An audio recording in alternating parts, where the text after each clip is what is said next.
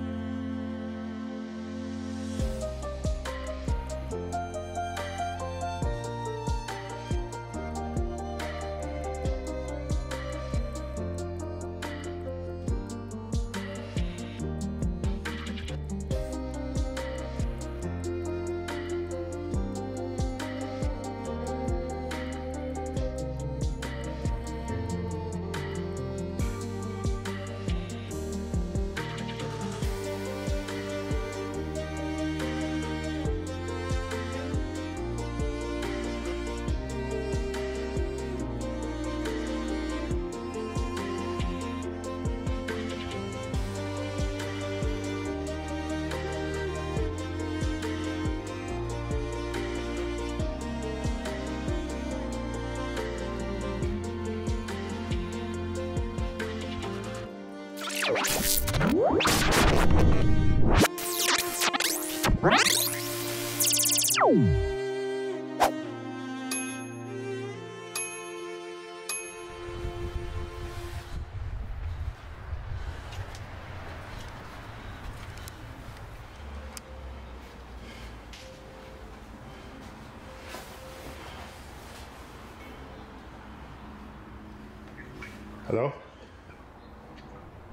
Hey, Usher, did you say that niggas in the bathroom? Yeah, it's in the bathroom. Okay. All right. You there? Yeah, I'm here right now. Where the park at? Anywhere the park at? Over there? You can park out front. Park out front? You can go in. I go in. Yeah, it's vacant.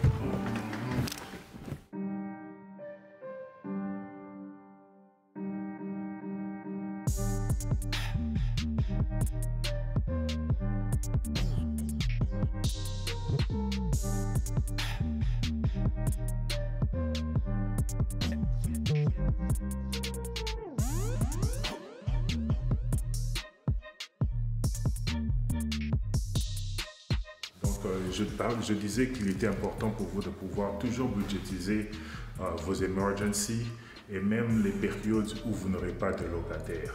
C'est peut-être facile en Afrique ou en République démocratique du Congo parce que quand vous n'avez pas de locataire, vous avez seulement un manque à gagner en termes de loyer.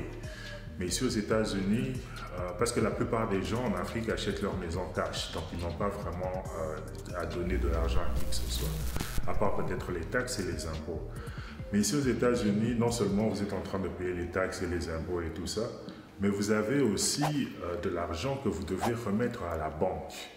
Et quand vous n'arrivez pas, vous n'avez pas de locataire, c'est non seulement le manque à gagner du côté du loyer, mais aussi un manque à gagner parce qu'il y a aussi une perte, parce que vous devez continuer à payer la banque, parce que nous, nos contrats ici sont des contrats de 30 ans, de 35 ans.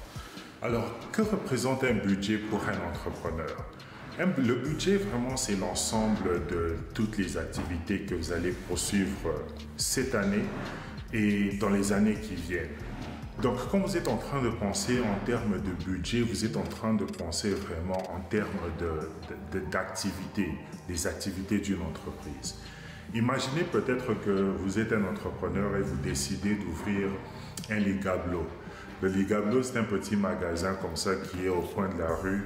Et ici aussi, il y a des magasins comme ça, peut-être pas comme les Ligablo, mais c'est un peu comme les corner stores. Donc, imaginez un peu que vous êtes un entrepreneur, vous décidez d'ouvrir un corner store.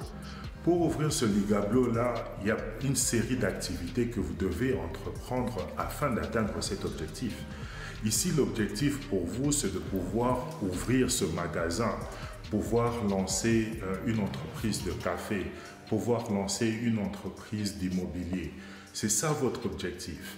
Donc, quand vous êtes en train de penser en termes de budget, vous êtes en train de vous dire, vous vous posez la question, combien d'argent, c'est combien d'argent dont j'aurai besoin pour pouvoir atteindre cet objectif-là d'ouvrir mon salon, d'ouvrir toutes ces histoires. Et ici, quand j'étais en train de vous dire dans l'exemple de Ligablo, d'abord, je veux dire à tous les gens qui viennent de suivre Son of Congo pour la première fois, prenez une minute maintenant, abonnez-vous, likez, subscribe, laissez des commentaires.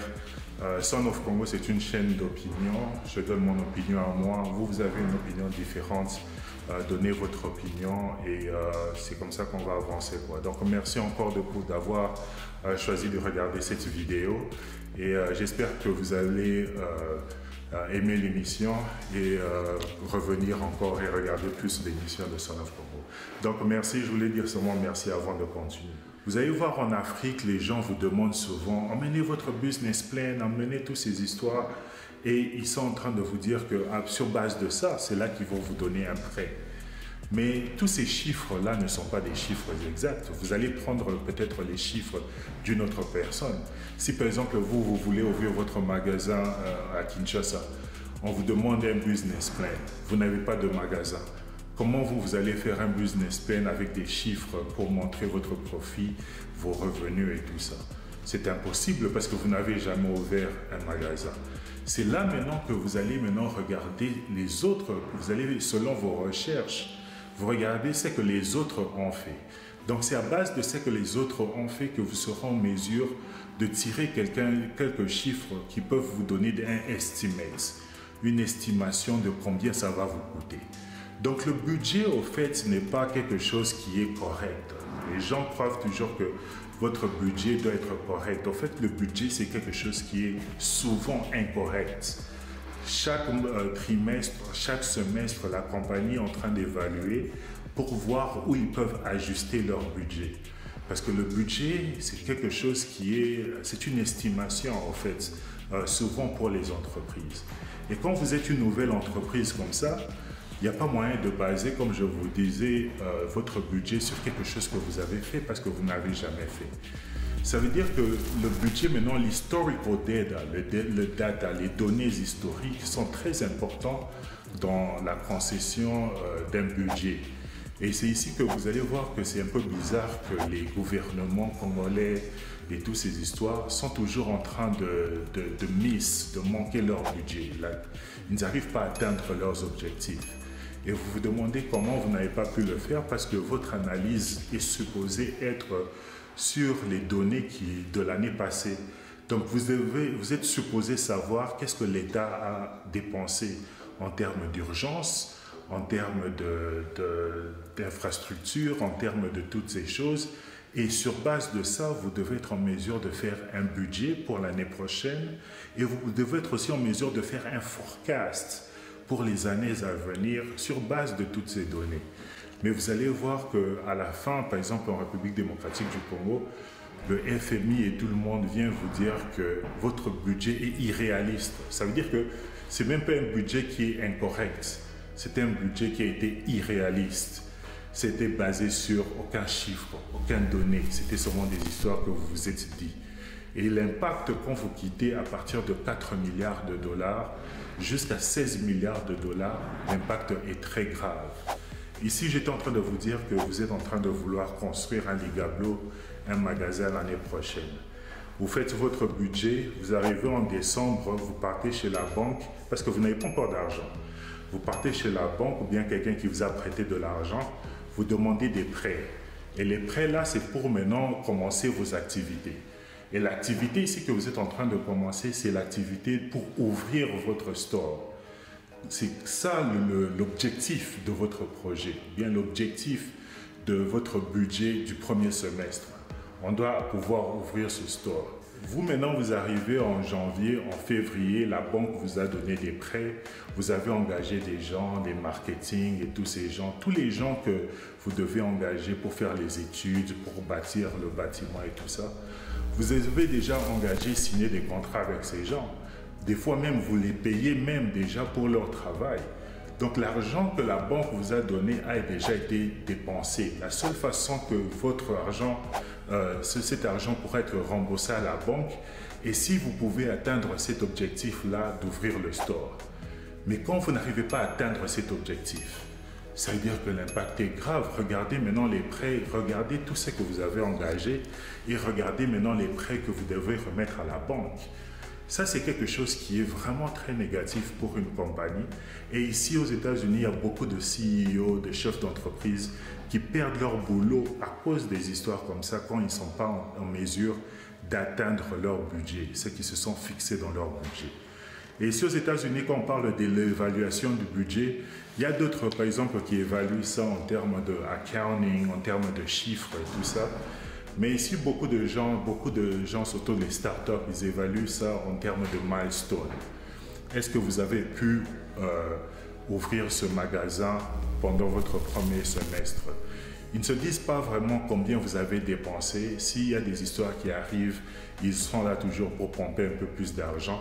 Mais votre objectif de votre budget d'ouvrir ce store-là doit être un objectif qui a été atteint. Donc c'est un milestone qu'eux ils vont regarder. Donc dans le cas de la République démocratique du Congo, quand vous quittez d'un budget de 4 milliards, comme je disais, à 16 milliards, c'est un impact qui est vraiment très grave. Ce n'est pas comme un impact d'un Ligablo où vous êtes en train de mobiliser un peu de choses.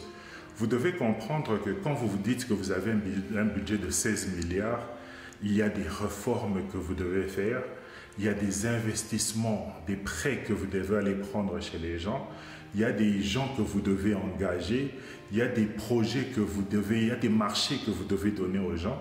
Donc vous êtes en train de mobiliser. Dès que janvier arrive, vous partez directement en offensive, vous mobilisez de l'argent pour mettre dans tous ces réformes et tout ça, pour qu'à la fin, quand toutes ces histoires sont implémentées, ça puisse vous permettre d'atteindre maintenant ces 16 milliards-là que vous vous êtes fixés dans votre budget.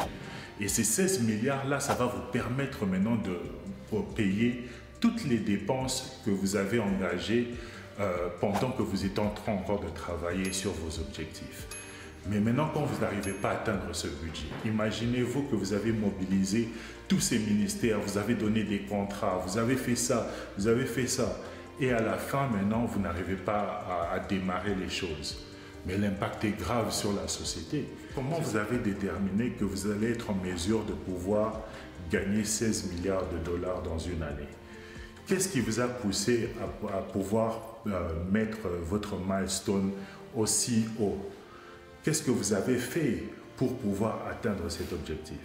Et à cause de la corruption, à cause de toutes ces choses, vous n'arrivez pas maintenant à mettre en place tout ce qui était supposé être en place pour vous aider à atteindre ce budget. Donc le budget en tant que tel, il n'était pas un budget qui était vraiment si irréaliste que ça. Ce qui était irréaliste, c'était de penser que les personnes allaient vraiment travailler pour implémenter les choses, pour les permettre d'atteindre ce budget. Mais au lieu de faire ce travail, ils ont préféré dépenser ça dans d'autres choses. Et ça, c'est l'impact du budget. Et quand vous êtes en train de parler en République démocratique du Congo et vous dites que le budget, ce n'est pas quelque chose de grave, c'est quelque chose qui doit être mobilisé, vous ne comprenez pas que les entreprises font des dépenses même avant. Il y a des dépenses qui sont prévues même avant que les choses puissent commencer à démarrer. Et ces dépenses-là, vous devez les remettre. Que votre budget soit atteint ou bien qu'il ne soit pas atteint, si ce sont des prêts que vous avez pris, vous devez être en mesure de remettre cet argent. Et la conséquence dans tout ça est que parce que vous n'avez pas atteint votre budget, vous serez obligé de partir encore et chercher d'autres prêts. Donc vous allez être une compagnie ou bien un pays qui fait que s'endetter mais n'arrive jamais à atteindre son objectif. Vous faites que vous endettez mais vous n'arrivez jamais à atteindre votre milestone pour générer plus d'argent, générer plus de richesse. Donc ça sera toujours une politique d'endettement. Et vous ne pouvez pas continuer à penser à vous développer quand vous avez une politique d'endettement. À un certain niveau, vous devez implémenter les choses qui vont vous permettre d'atteindre votre budget de 16 milliards de dollars. Et ça, c'est la même chose pour les entrepreneurs et c'est la même chose que vous soyez une grande entreprise ou une petite entreprise. Donc, en tant qu'entrepreneur, faites vraiment attention à votre budget. Le budget, c'est ce qui va déterminer toutes les activités de votre entreprise. Ça détermine même ce que vous faites jour par jour. Tout ce que vous êtes en train de faire dans une compagnie, toutes les activités que vous êtes en train de poursuivre font partie de votre budget. Donc, si le budget ne correspond pas aux activités ou bien aux objectifs, ça veut dire que vous êtes en train de partir à côté et vous devez carrément tout arrêter ou bien changer de leadership dans votre entreprise. Et c'est ça que beaucoup de shareholders font ici aux États-Unis. Vous allez voir qu'ils vont changer les CEO, ils changent les propriétaires des startups parce qu'ils n'arrivent pas à atteindre les milestones, ils n'arrivent pas à atteindre les objectifs qu'ils se sont fixés dans leur budget.